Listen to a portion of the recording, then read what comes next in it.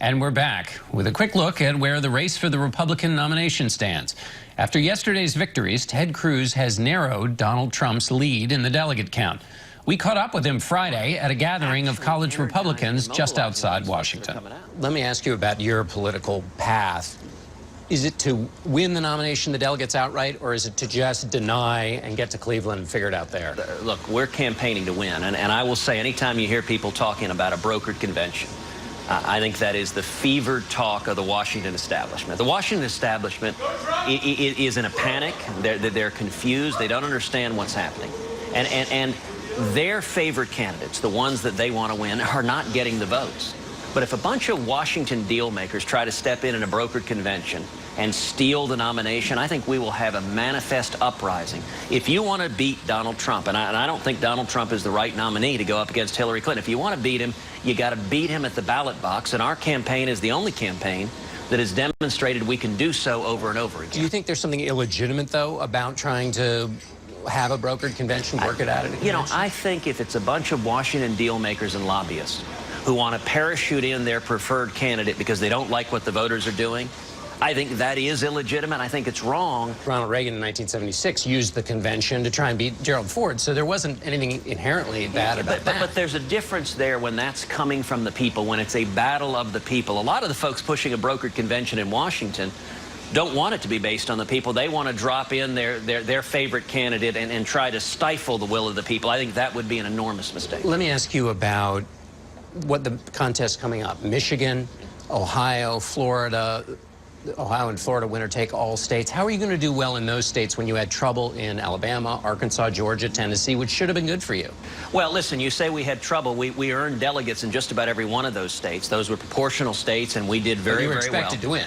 Well, you know, we were not expected to win based on the polling and where we are. And Donald Trump is unique and one of a kind. A year ago, no one anticipated Donald Trump, and he's changed the rules. You know, a year ago, we had 17 candidates. And what we've seen in the field is the field is narrowed. It's narrowed dramatically. And I think coming out of Super Tuesday, what Super Tuesday demonstrated is that if you don't think Donald's the right candidate to go up against Hillary Clinton, there's one campaign that has beat him not once, not twice, but 5 times. And that is our campaign. We beat him overwhelmingly in Iowa. We beat him in Oklahoma. We beat him in Alaska. We beat him in Minnesota. And we beat him overwhelmingly in my home state of Texas. Have you had any conversations, or has anybody approached you about any kind of an alliance to stop Trump? Listen, I'm having conversations with all sorts of people. And what we're seeing is we're seeing supporters from other candidates coming and joining us, whether they were with Jeb Bush, whether they were with Chris Christie, whether they were with Ben Carson, whether they've been with Marco Rubio or Rand Paul. We're seeing people come together because they're recognizing that their candidates were not in a position to beat Donald. And if Donald is the nominee, it is a catastrophe. Hillary wins. We lose the Supreme Court for a generation. We lose the Bill of Rights. And we lose the Senate. But any of these conversations in terms of jointly acting to deny him, not coming together behind Ted Cruz? Look, my focus is very simple. It is on winning 1,237 delegates to be the Republican nominee. We are on a path to do so. Coming out of Super Tuesday, fewer than 100 delegates separate Donald Trump and me. And so as much as the media wants to just have a coronation, and listen, frankly, one of the reasons the media wants Donald to be the nominee is because the media knows Donald can't win the general, that Hillary would wallop him. Donald may be the only person on the face of the planet that Hillary Clinton can beat, and all of the attacks on Donald that the media is not talking about now, you better believe come September, October, November, if he were the nominee, every day on the nightly news would be taking Donald apart, and the stakes are too high for us to risk that. The media also thought that he wasn't going to get this far, so that's hardly it. That's true at first, but let's be clear. The media has given Donald Trump hundreds of millions of dollars of free advertising. When you put Donald, when every press conference is carried live on every television station, and you essentially have a massive in-kind contribution from the media, that's helped create this phenomenon. And then I think an awful lot of reporters, I can't tell you how many media outlets I hear, you know, have this great expose on Donald, on different aspects of his business dealings or his past, but they said, you know what? We're going to hold it to June or July. We're not going to run it now. You're saying reporters have told you that? They've told. Absolutely. And from which organizations have they told you? You know, look, I'm not going to out media outlets, but I can tell you there is so much there. When was the last time people are bringing up his tax returns, for example? We had a debate last night. Didn't hear a word about his tax returns. Every other serious candidate. I could have, and I do often. But as Mitt Romney rightly observed, the fact that Donald won't hand over his tax returns suggests there's a bombshell in there. The fact that journalists are not raising the question of what Donald Trump told the New York Times editorial board. The reports are... But the journalists brought it up, which gave you the platform to talk about it. So surely they are. BuzzFeed wrote about it, so they are talking about it. You know, I promise you, come the general election, that will be the singular focus of the media. And I think Republicans, we've been burned by that before. We're not interested in losing again, particularly when the stakes, I think, are catastrophic. We'll have more of our interview with Republican Ted Cruz in our next half hour. Stay with us. Welcome back to Face the Nation. I'm John Dickerson. We continue our conversation with Ted Cruz. Conservatives used to talk a lot about the coarsening of the culture going, and that it was a job of a conservative politician to stand up and say no more. Has this campaign improved the culture or made it worse? Well, listen, there's no doubt that there are aspects of this campaign that have gone into the gutter. I mean, we saw moments with Donald Trump and Marco Rubio engaging in insults, engaging in off-color jokes, just getting nastier and nastier and nastier and throwing mud. My approach, John, I'm not going to play that game. I'm not going to engage in the insults. I'm not going to throw the mud.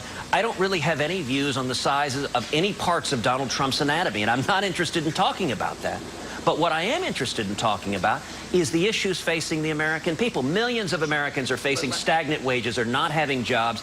My top priority is bringing back jobs and raising wages, and we're going to do that by repealing Obamacare, passing a flat tax, abolishing the IRS, reining in the federal regulators, stopping amnesty, and securing the borders. But that's my priority. You said last week when we talked, you said Donald Trump was entertaining. But isn't that the trick? It's entertaining, but then the other stuff slips in, and that's the way in which people, conservatives I've talked to for years, have said that's the way the culture slips. And it's the job of a politician to stand up and say, no, there are guardrails here. Well, you know, listen, think about what presidents have meant in history. Think of Lincoln's Gettysburg Address. Think of FDR saying the only thing we have to fear is fear itself. Think of JFK saying, ask not what your country can do for you, ask what you can do for your country. And you know, I think people at home are asking themselves, how would we feel if our children came in repeating the words of the President of the United States if that president was Donald Trump? And if it would embarrass you to have your children repeat the words of the president, that's not a good thing. A president should unify us, should appeal to our better angels, should appeal to our shared values that make America who we are. And that is how I'm trying to campaign. I think that's what the American people are looking for. Donald Trump said there needs to be flexibility on immigration. When you talked about the New York Times and the off-the-record conversation, why not? He's right, of course. In negotiation, there's flexibility, right? He is most absolutely not right. But it was a stunning aspect of the debate that he said over and over again, flexibility, flexibility, flexibility. Actually, that's one of the reasons why we're selling now yoga mats on our website, tedcruz.org. They're Breathe yoga mats. That if you find yourself boiling over with rage, just spend some time doing yoga and breathing, and maybe it'll help you relax. But listen. Conservatives are used to seeing Republican candidates run to the right in the primary and then run to the left in the general. It's part of the reason we're so frustrated, so angry. We're tired of politicians lying to us. What was amazing about this debate, John, is Donald is already running to the left and he's not even out of the primary.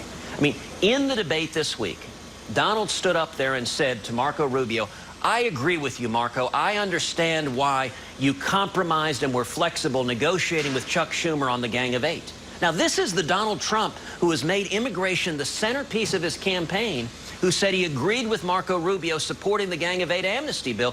That was stunning. The last question is something that puzzles me, is that you talk about he's going to be a president, you can't even let your children watch TV. Marco Rubio says he's a con man, all of these terrible things. And then at the end, you're asked if you'll still support him, and you do.